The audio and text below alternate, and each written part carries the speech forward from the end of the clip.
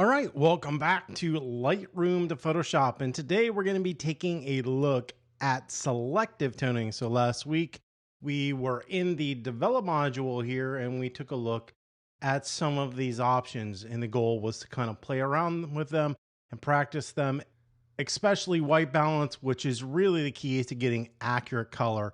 This is something that you want to do here, not in Photoshop. You can refine it in Photoshop, but you're better off setting it here because you will do a better job.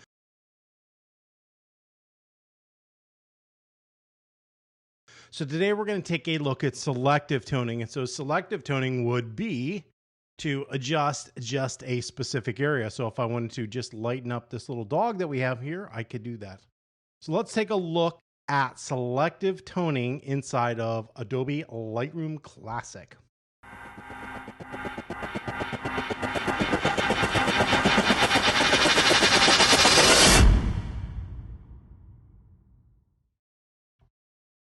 So to get to the selective toning option, we need to go over here to this little symbol, circle with all the little dots on it.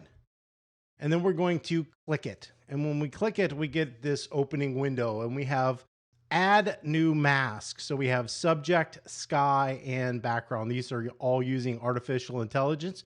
So I could click this and it is automatically, as you can see in this reddish color, it's trying to pick out the subjects. It did miss the dog. That's okay. We can always add. If you notice that we have up here, we have an add and subtract. And if we remember, and the way selective toning works, and this is new as of about a year and a half ago.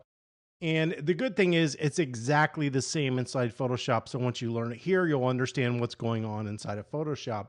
Is we use this thing called a mask. And so right now my view is this overlay, this red overlay, but I'm going to switch the overlay to black and white because this is actually what the mask looks like.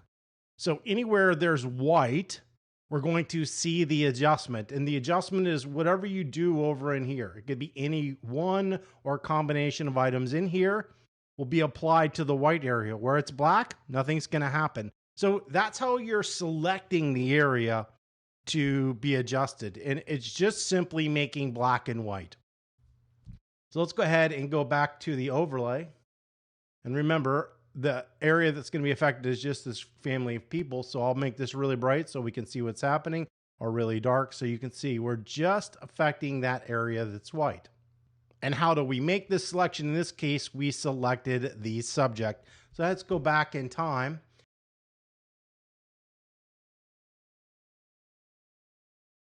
And we have sky. So in this case, what if we want to darken the sky, because there's not much of it, we can hit sky.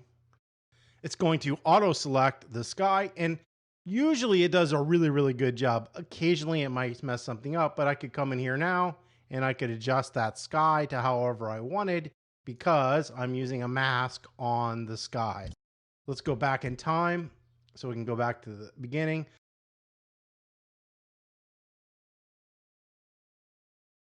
So we can select the background, and in this case, it's going to try to select everything that it does not think is the subject. So we can hit background, and you can see it pick the dog up in this little one. That's okay. And to show you how that's affecting the image, I can darken everything or lighten everything where that selection has been made. All right. So in this case, that selection is the background. Go back in time and remove that.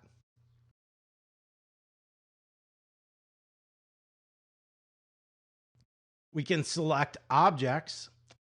So we can click on that and we can tell it what subjects we want it to mask.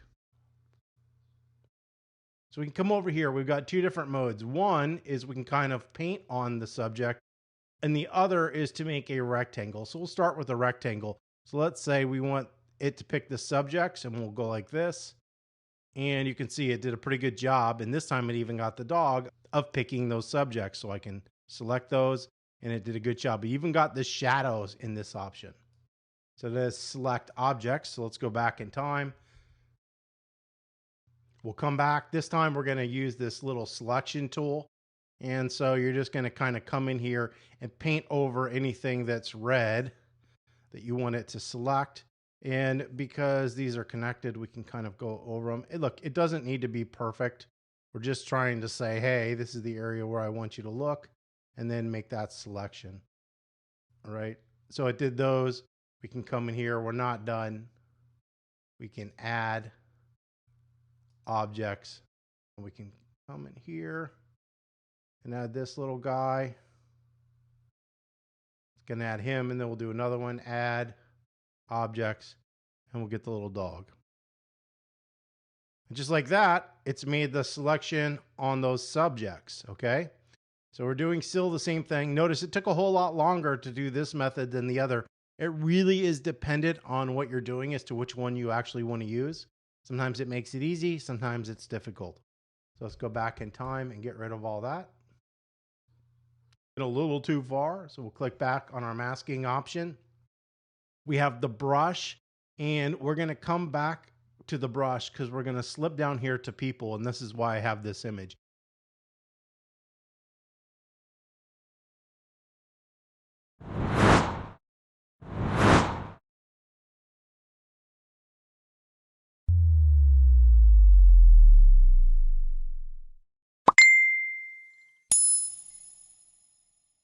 If you notice, one of the new things that they've added is we can select by person, a single person, or all people. So I can hit all people and it will select everything. It looks like it even got the dog. I can select them by just their skin, their body skin, their eyebrows. This is the white of the eyes, the iris and the pupil, the lips, the teeth, the hair, and the clothes. Okay. So we can select the individual items on the people or the whole person. So in this case, we'll just click all people, and then we can hit create mask. And it would create the mask on everybody. Let's go back in time. So for this option, we can come in and select just a single person. Now we can do the entire person, or we could turn that off and say, hey, I just want to do her body, the skin on her body. So I can hit create mask. And now I can come in here and it's just going to adjust that area of the subject. So you can really refine using AI where on a specific person that you want that selection to be made.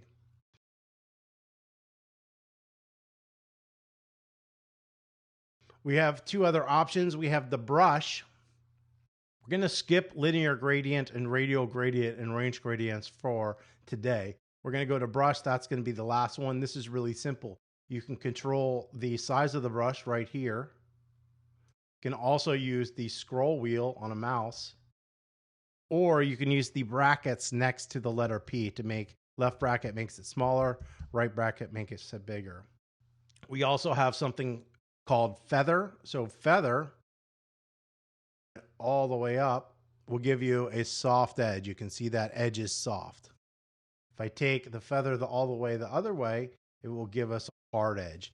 Usually you want a softer edge to kind of blend, but you don't want so much feather that it bleeds right off. It will create what we call a halo around a person. So for right now, let's go back and remove that. I prefer when using the brush to start off around 50%, and that's what I'll do. So I would come in here, I could say, hey, I want to do just that head, and then I can make that adjustment, and it's just happening in that location. Now, if I brighten it up and you can see it's kind of spilled over a little bit here, I can remove that. So I can come on up to this subtract button. I can hit subtract. I'm going to use the brush to subtract, but you could use anything you wanted. And in this case, I'm going to take my brush feather, I'm going to lower it, because with less of a feather, you're going to have a more exact brush. So I can come in here and I can kind of paint out on the outside of the head where it's spilled over, where I don't want that adjustment to happen. And I could just slowly come on in here and do that to every single person.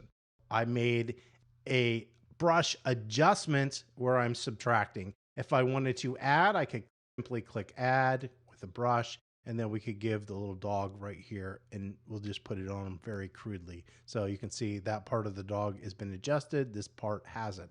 So we can control all those different areas by picking one of these masks. Then once you've got the selection made, you can go in here just like before. We've got exposure, tone, highlight, shadows, whites, blacks, temperature, all these adjustments that we see over here can be applied to this image here. So we're back at the people. And what I'm going to do is, a lot of times you're going to have like a person or a subject that is dark and then another one that's light. So what you do adjust to this person and what you adjust to this person might need to be different. We're going to assume that's the task here. So we've got this woman. We'll click on her. We'll say entire person, create mask, and then we will brighten it up. If you want to make another mask, the reason you would want to do this is because the adjustment on him is going to be different. Come up here and hit create new mask. So I'm going to hit this plus. We're going to, in this case, select people, which is what we did. We'll select this guy, entire person, mask, and then I can come in here and I can adjust that, and we'll shift this little color a little bit on them to make an adjustment. All right, so we've done one adjustment on him and one adjustment on her. Now, if you want to go back to her, you can simply just click on that, and then it will let you adjust her. If you want to adjust him, you just go back, click on this little dot there, and now we're adjusting him. And you can make as many of these as you want. You can also just click on mask 1 or mask 2 to get to those specific locations. So what I'd like you to do is to go in, practice making a subject selection, a sky, a background, an object, and a brush selection, and then using the people, so you understand how it works. All right. There's two things in learning how to use a program. One, to learn how it works, and then what you should actually do. Right now, we're just learning how to do it. Then we'll go into what you should do when and how. Completely different process, but we need to learn how the program works first. If you found this video helpful, don't forget to give us a thumbs up. If you have any comments or questions, you can leave those below. And don't forget to subscribe.